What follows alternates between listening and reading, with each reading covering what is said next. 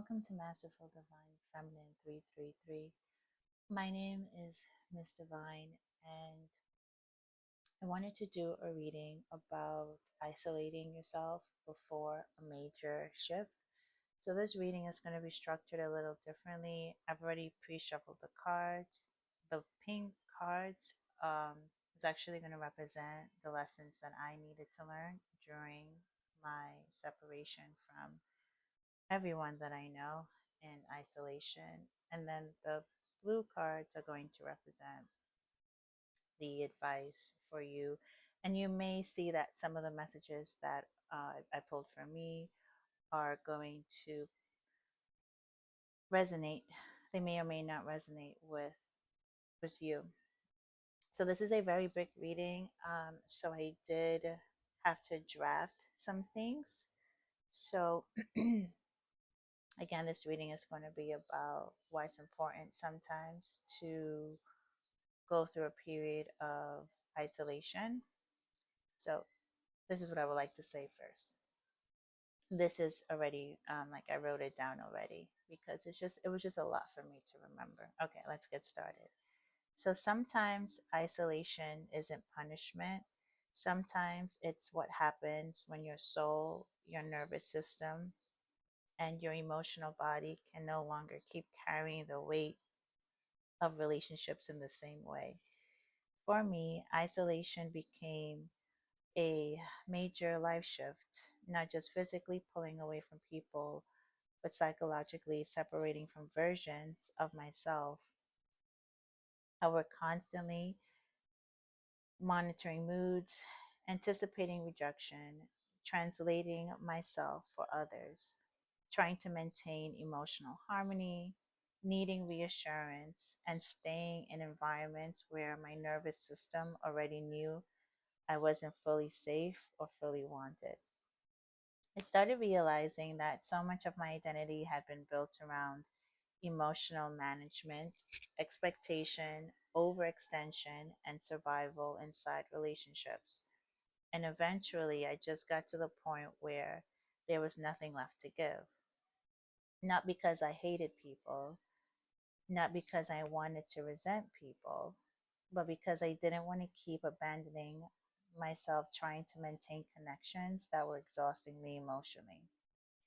I also had to face accountability, some treatment I didn't deserve, but I also kept returning to environments that depleted me. And there's a difference between accountability and self blame.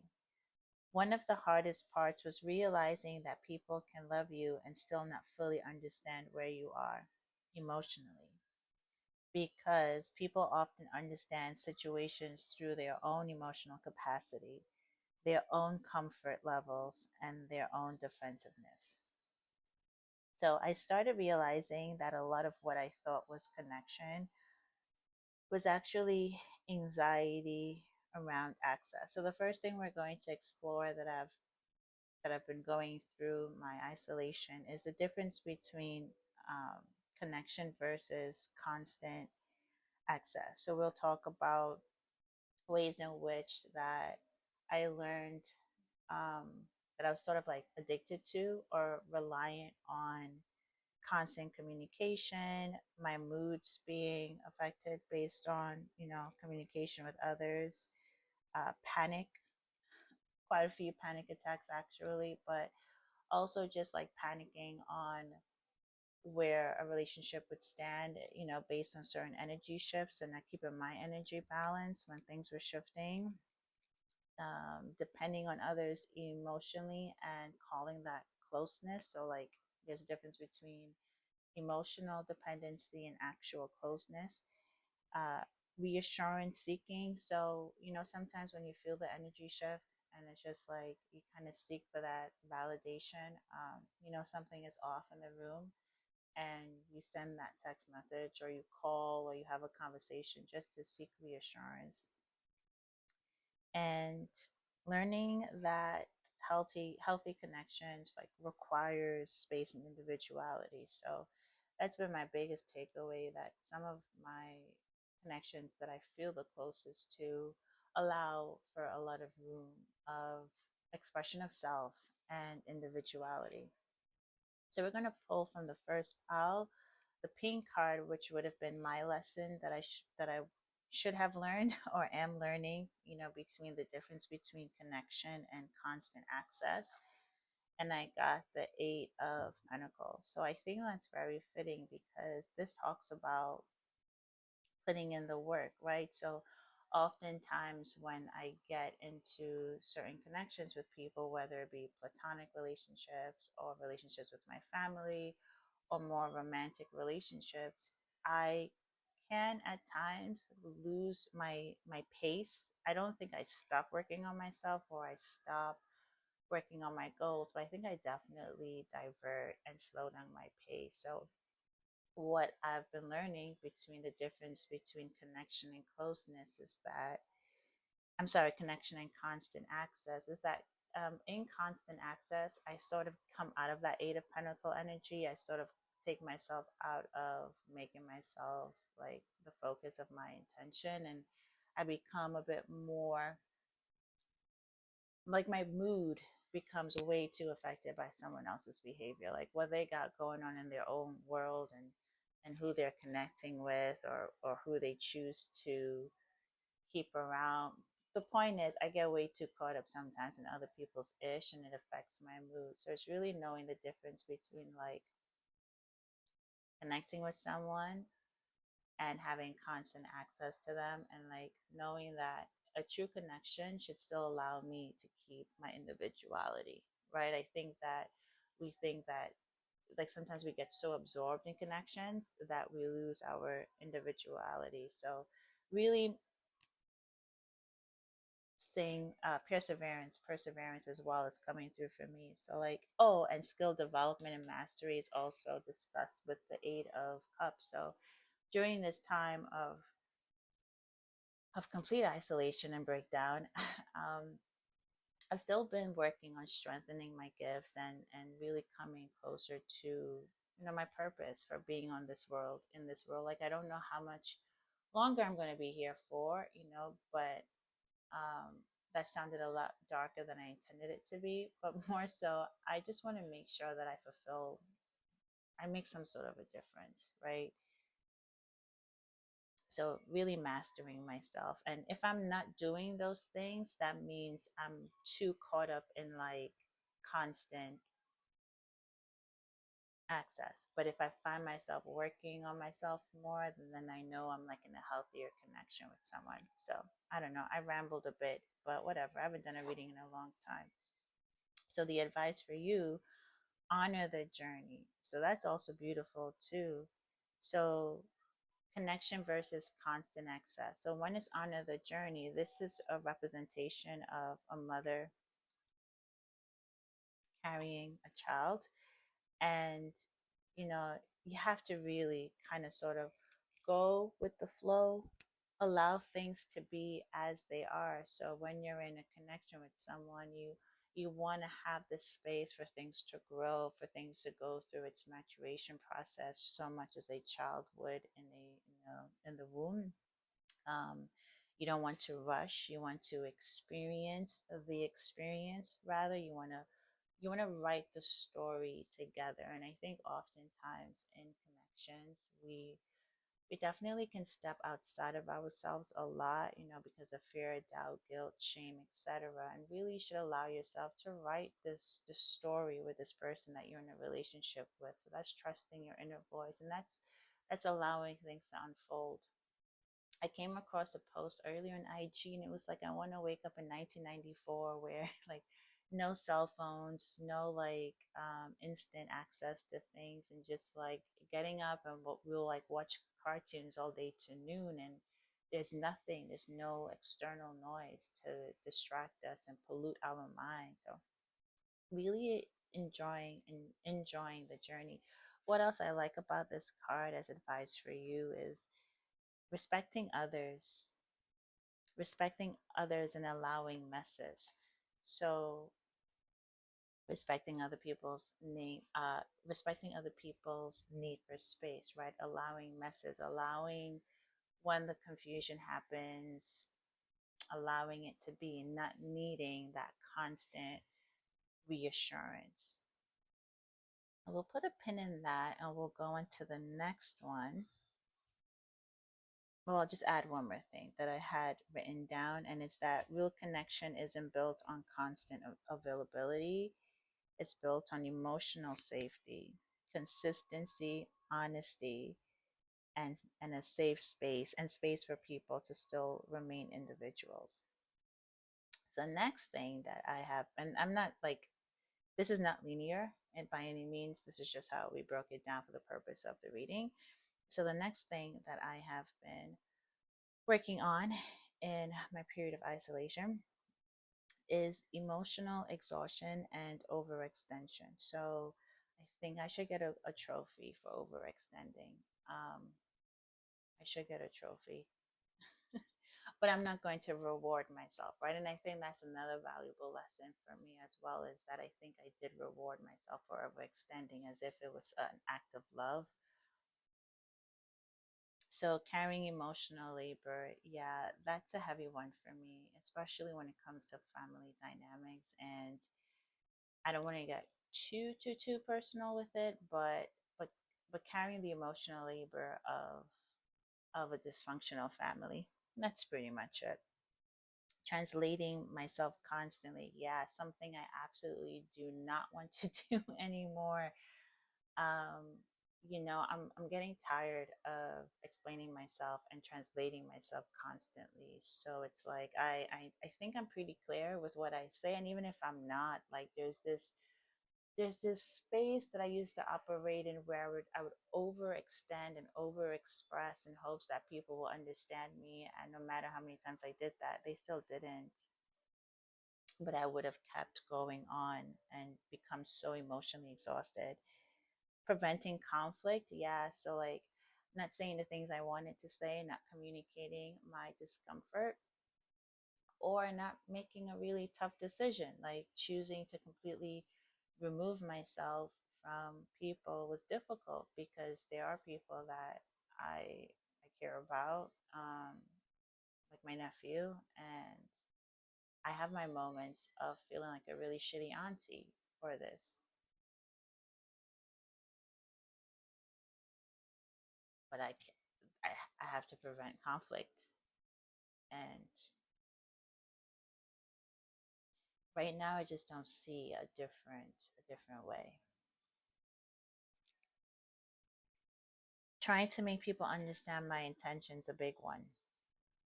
I've had situations where I've said something and it was taken away that it wasn't intended to, and then I would try to explain that. It's like, no, pause. If that's how it was perceived by that person, I have to allow it, right? Allow it. And this is actually flowing very beautifully with connection and constant access, because it's about allowing space for things to be just the way they are, and losing your myself, maintaining relationships. Yeah, I think I've lost myself a million times already. Hmm. Yeah, I have, and all in the favor of all for the sake of maintaining relationships. And when you isolate yourself, you start to really see, like, no one should lose yourself, like maintaining relationships. But once you isolate yourself from relationships, you really do tend to see how you were the one holding up the bridge. So why keep sacrificing yourself to maintain relationships? So let's look at the lessons that I should be learning during this time. So I remember when this card came out, I remember it came out in reverse, and I said I'm not going to read it in reverse. I'm going to go with that initial thought. So emotional exhaustion and overextension. And so that lesson I should be learning, we have the lover. So love and harmony, a choice, partnership. I think I know when a relationship is balanced, right? I think I know, and I think that with the lovers coming out and it talking about partnership and it being balanced, right? And it being aligned, values being aligned, it being the strength of two, that really speaks to like a harmonious relationship. And so, whether it's again platonic or not, I really needed to have learned what a balanced relationship is, what it looks like, what it feels like, and when it's not balanced, not overextend. So definitely learning how to how to balance myself in a relationship and not overextend when it's not. So that makes perfect sense. This is also six, which is my life path number. So who knows? Maybe this is the biggest lesson of my lifetime. And then the advice for you, which is absolutely beautiful, it's compassion, compassion for yourself, compassion for others. So when you're dealing with the overextension and the emotional exhaustion, it's just like, oh my God, you just want things to be right. Like, why can't they get it right? Why do I have to do so much? And this is where you would really want to pause and give yourself compassion, right? Knowing that ultimately your goal is to try to make things better, but not to the point of emotional exhaustion. So having compassion, being gentle, still trying to see the good in yourself, the still trying to see the value. Sometimes it's about redefining the values of that relationship, because maybe you're reaching for certain things in the relationship that is requires you overextending, and sometimes you just need to pull it back. And when you pull it back, that doesn't mean that the relationship no longer has values, but it certainly will mean that you will stop overextending. So I really think it's important to have compassion for yourself as you go through that period of realizing that you did overextend. And that's important too. Sometimes you realize that you gave way too damn much, and then you may want to blame yourself and have compassion for yourself. So the takeaway was with that was that I realized I had become more connected to managing relationships than managing myself. So next we have family and emotional capacity. One of the hardest realizations was understanding that people can love you and still not fully understand your pain. This this has been hitting. This has been hitting me in ways. Sometimes I'm just like, do people actually understand me? Because I like to think I'm a simple person. And I like to think that I don't ask for much. And I also like to think that I deserve to be happy. So when those three things aren't aligned, and then I'm in pain, and I'm just like, I'm not even understood. I still find myself still having to play that role of overextending and maintaining all the emotional labor, right? That's the theme that came up earlier. So what I've learned to help me pull myself out of the the emotional labor that I would have carried, really like understanding my family system. So I didn't do too much of a deep dive with my generational trauma, but I did go far enough to see some of the patterns that exist in my family. And I didn't in the past when I've done a deep dive, it was really to heal some of the wounds in me. More so, it was like now this time around, it was more of just like a reflection point, just like an understanding point, like key takeaways. Like it kind of came down to this is how person A, person B, person C, person D operates. This is how they make me feel. These are the patterns that they are displaying, and I am going to have to walk away. So it was definitely like a reflection point. Not like I didn't go and like, oh my God, like this was so bad and how could they do this? It was just more so like, okay, well, okay, I'm rambling. Let's move on. Emotional limitations, generational dynamics, right? So looking at those patterns again and just having key takeaways. Wanting deeper support and feeling unseen emotionally. Yeah, I could say that's pretty much how I felt all my life in my family. I just think that my I yeah, I don't think my emotions were ever catered to.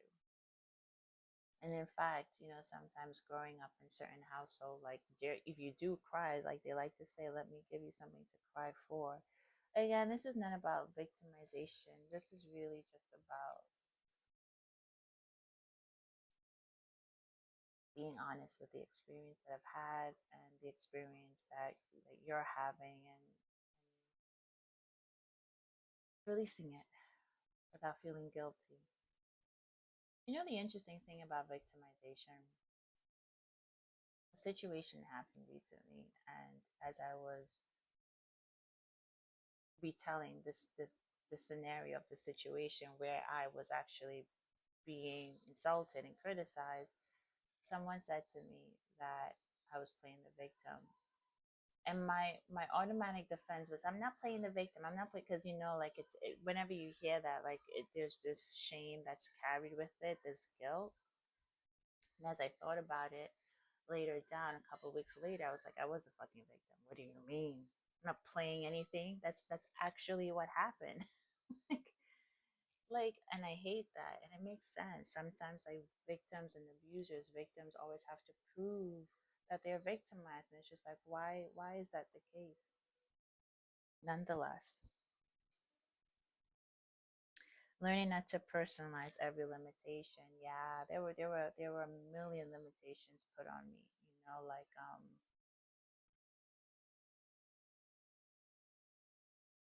just so much. And I don't want to cry. And I don't think you realize sometimes how people's words just come into your body and absorbed in ways that you're not even consciously aware of. But there's someone in my family that had told me, like I don't know, basically like I mean nothing, like my existence in this world is nothing. That's pretty much what it comes down to. Um, Not a good aunt, not a good sister, not a good, if I wanted to be a mom, couldn't be a mom. You just find that people have these harsh and mean opinions,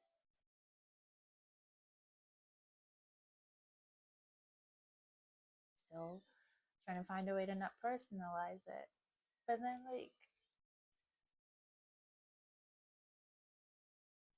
you wonder why, right? Sometimes you just say, why?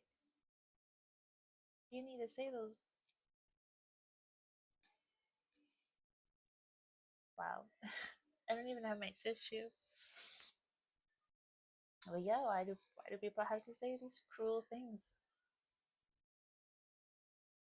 So, sometimes people meet you from the limits of their emotional capacity, not from the depth of your emotional experience. And it's like, yeah, I get that, and that's so true. But it's like, motherfucker, like enough already. I'm sorry for cussing so much. And it's just like, wow, like yeah, like your emotional capacity is limited, but stop attacking me. And then that goes back to earlier, connection versus constant access, right? Or emotional exhaustion and overextension, which is like, if these are the patterns that are going to continue, then I must remove myself from the environment. So let's see the lesson that I needed to learn during that, the strength. Yeah, so staying courageous. Staying courageous, and compassion for myself as well.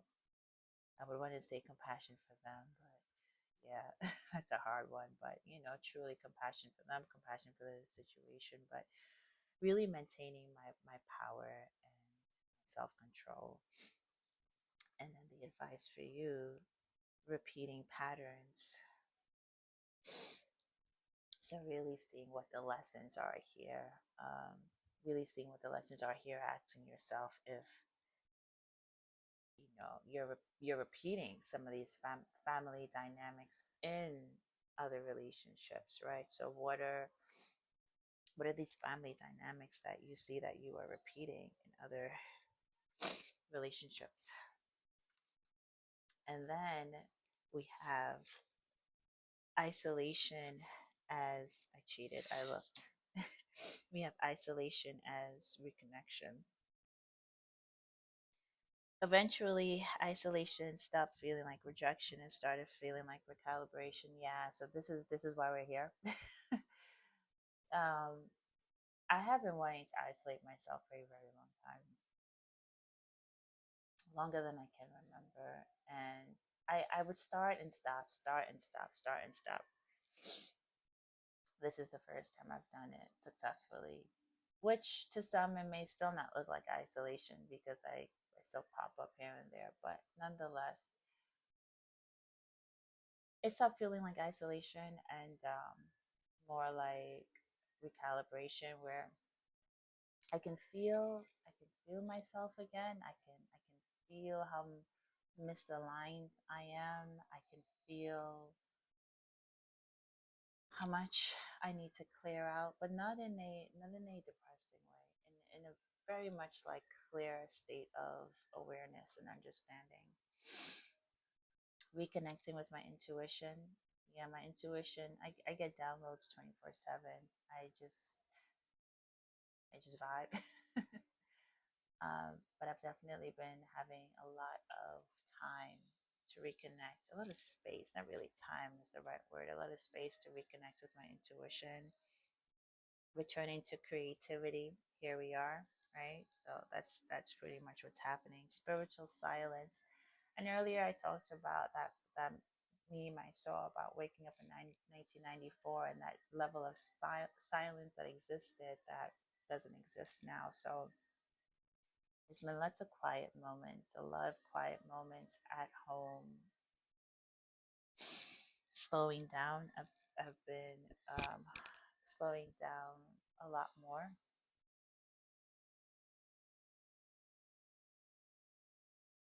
And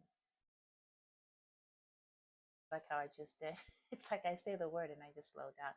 Yeah, but I also noticed my face came in the camera. I wasn't ready for that, but that's okay.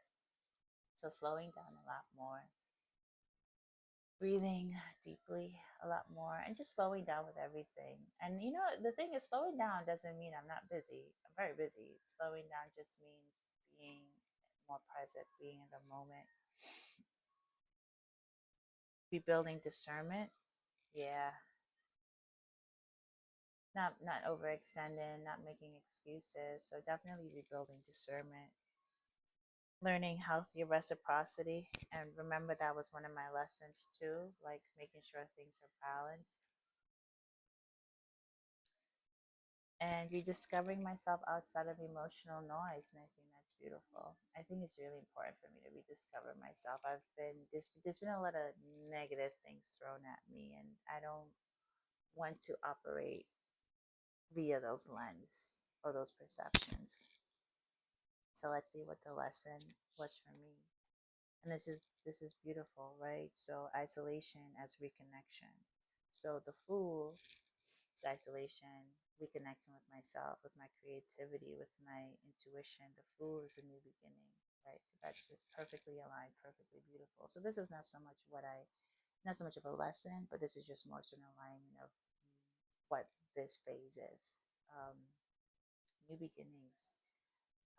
Life is a wonder. Being a free spirit, right? Like I don't want to be bound by anyone's expectations, not even mine.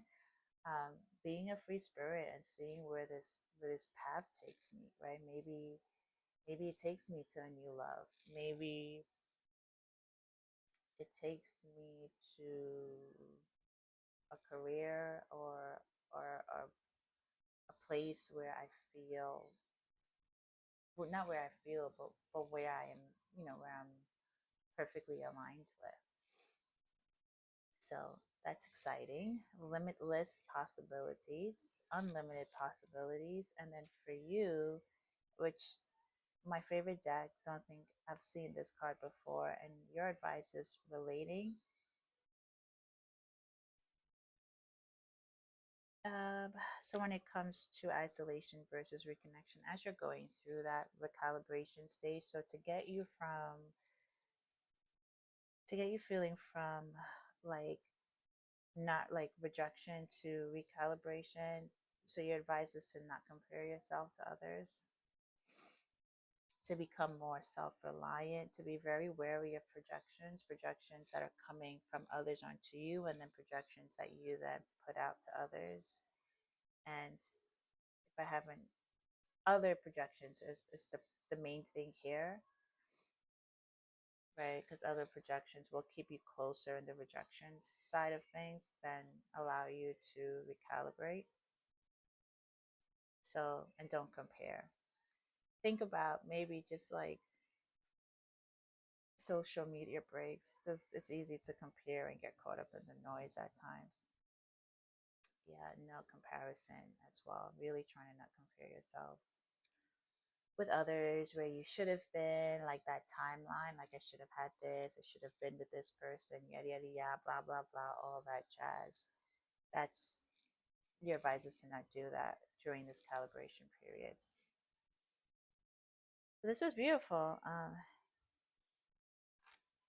You know, thank you so much for watching. I hope that if this video found you, you know that it was meant for you, and stay tuned.